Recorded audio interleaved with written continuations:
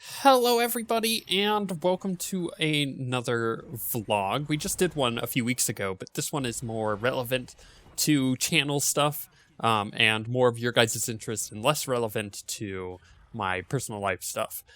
So the game in the background is Heroes of the Storm.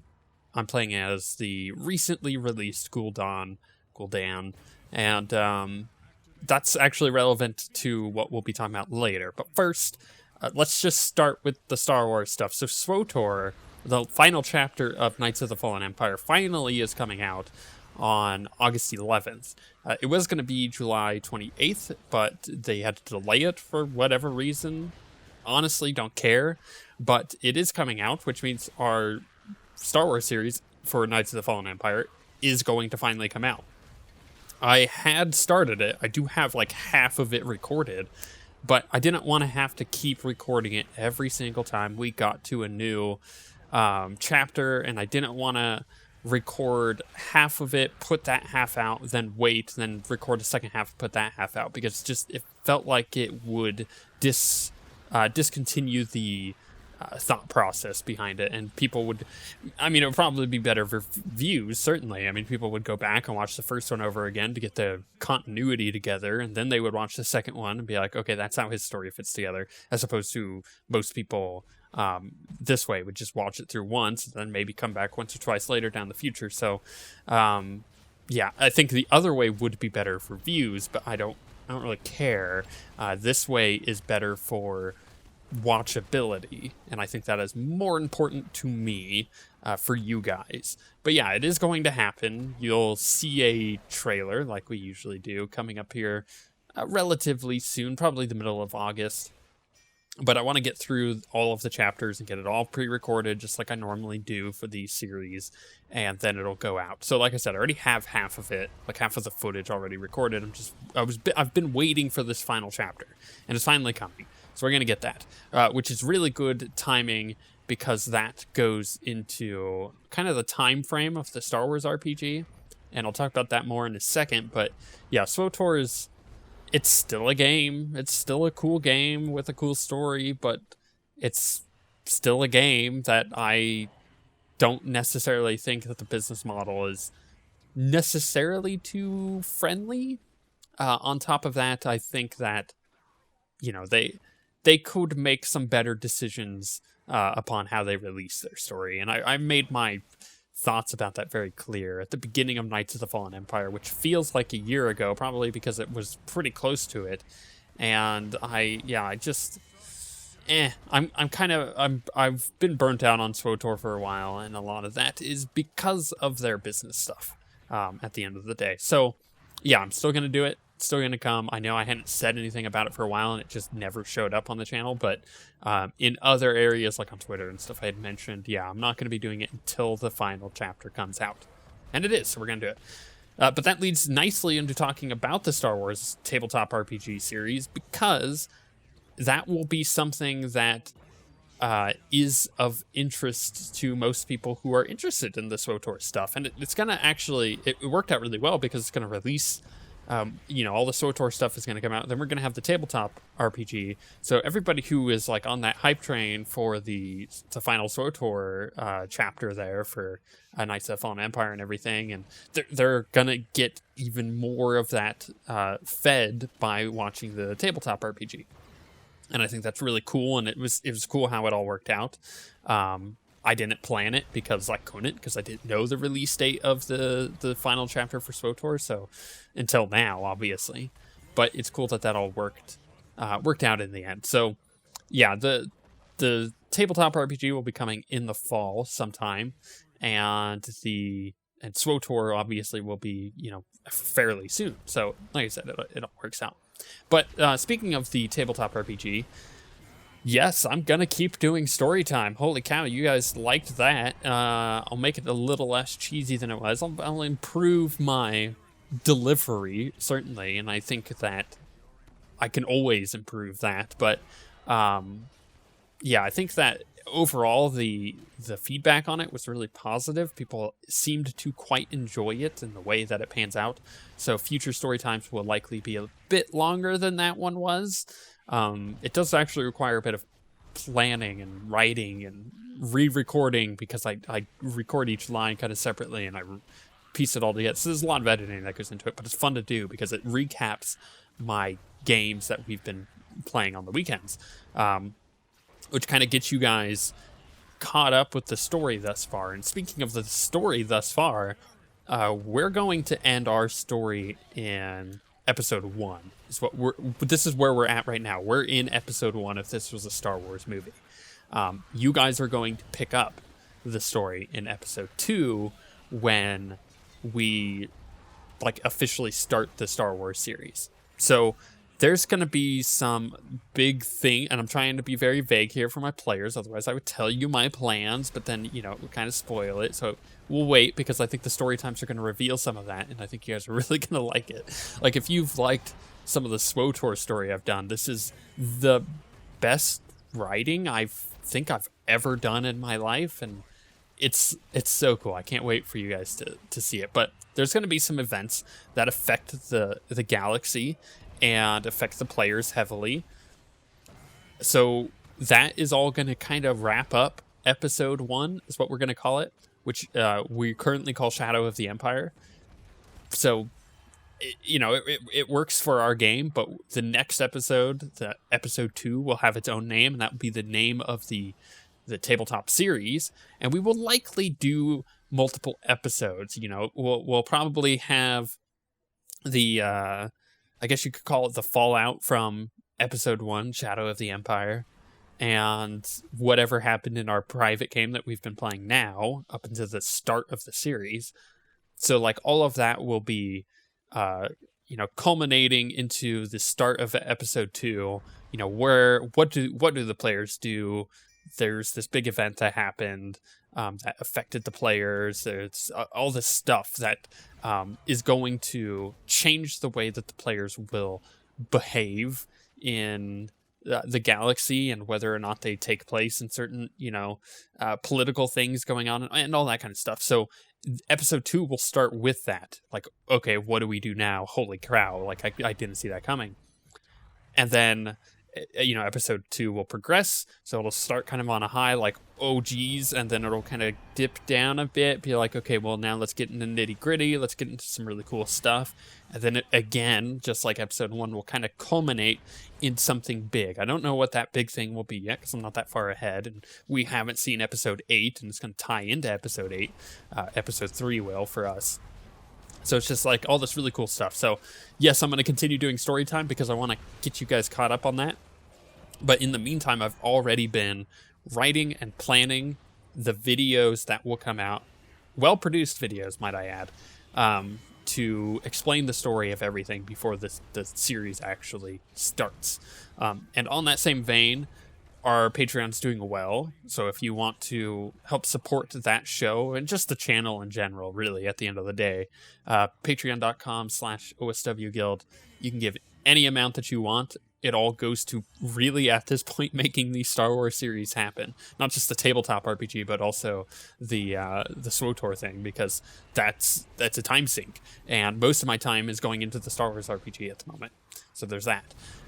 But yeah, we're actually really close to the first set of gear, which will be the mixing board and the microphone. And when I get that, everything on the channel is going to get a lot better, just in general. And then also, that is a big piece of what we need to make this tabletop RPG to happen. So it'll be really cool.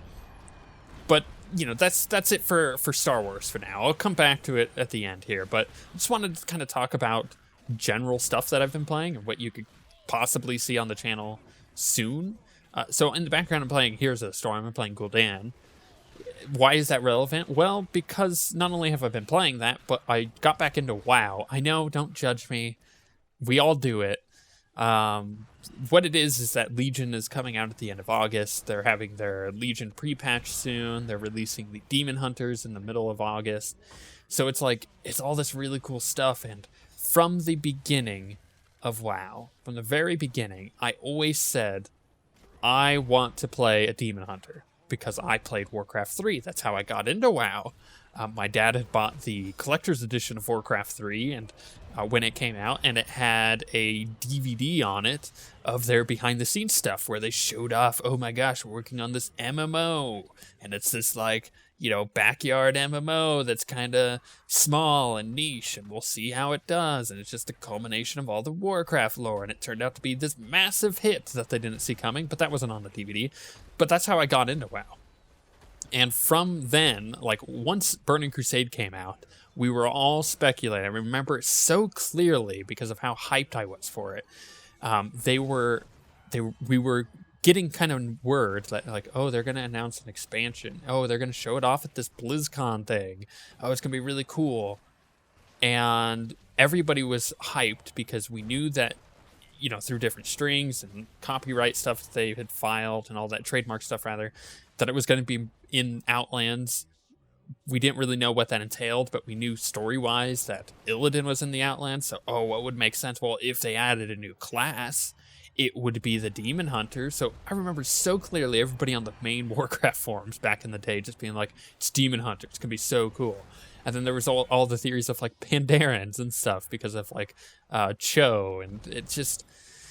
It got pretty crazy. But long story short, I have wanted to play a Demon Hunter for so long, and the fact that they are coming out with it and that it's new and fresh and it's got different kinds of gameplay than the stuff that you already see in the game, like adding a double jump, you know, a tribute to WildStar and stuff like that, new games that have come out since WoW has been released. It just is everything I've wanted, and I'm gonna go back to play Legion. So right now I'm leveling up a monk because I haven't played a monk, and it's pretty fun. I'm really enjoying myself with that.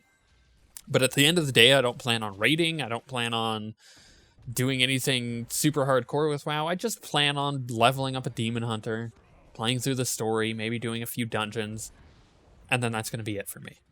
Mostly because I don't have the time to put into an MMO, and it's a little bit of fun for me on the side.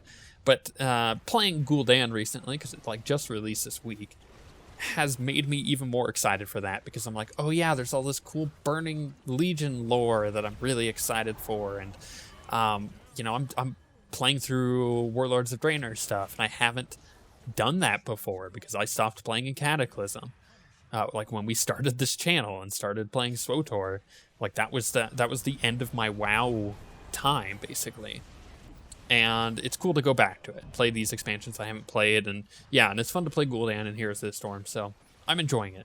And speaking of Heroes of the Storm, I think people are highly underestimating their just brilliant design they've had recently with some of these characters. Like Tracer, for example. Tracer was such a beautifully designed character because she so much embodied the character from Overwatch. And I don't mean, like, characteristically, but gameplay-wise. It's really hard to do that in a MOBA. If you've ever played Tracer, you know what I'm talking about. But she plays just like she does in Overwatch in Heroes of the Storm, and it's awesome.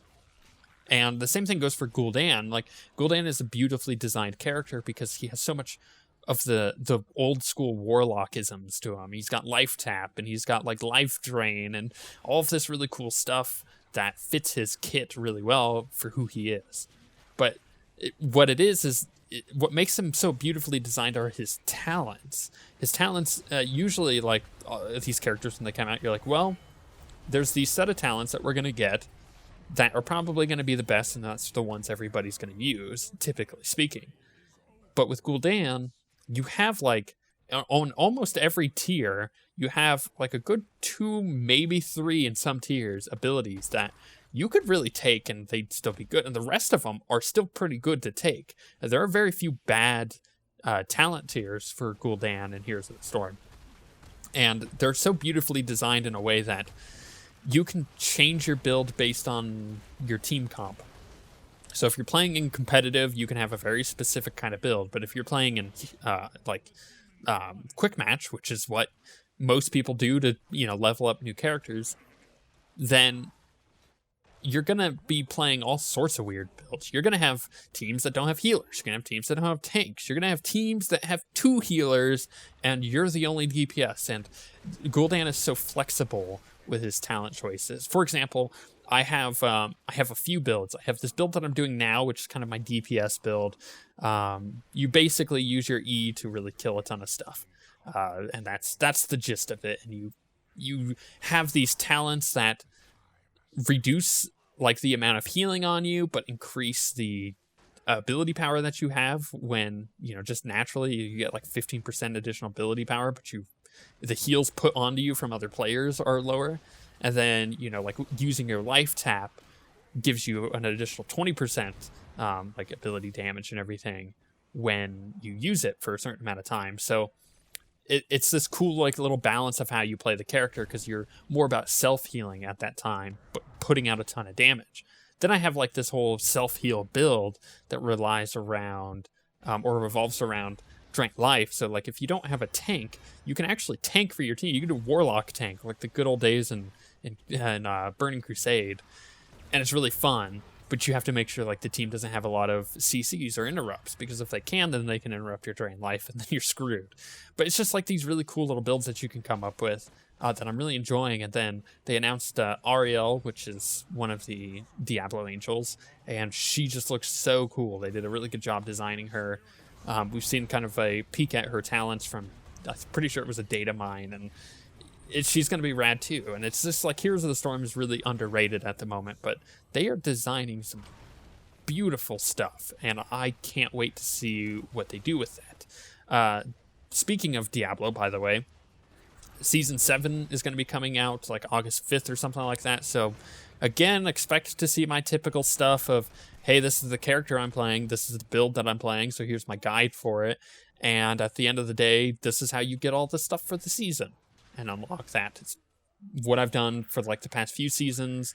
I really enjoy those videos. This video's got a lot of views, so I'm gonna, of course, do that again. You would think that if I was actually in this for the views, I would make more Diablo videos, because those stupid things get like what the Crusader Thorns build that I made for like season 5. It's like it's like the 3rd highest viewed video we have at like 102,000 views or something stupid. It's like, if I wanted to do this for views, I would make more Diablo videos for sure. But I will be making some for season 7 at the beginning of August, so expect to see that.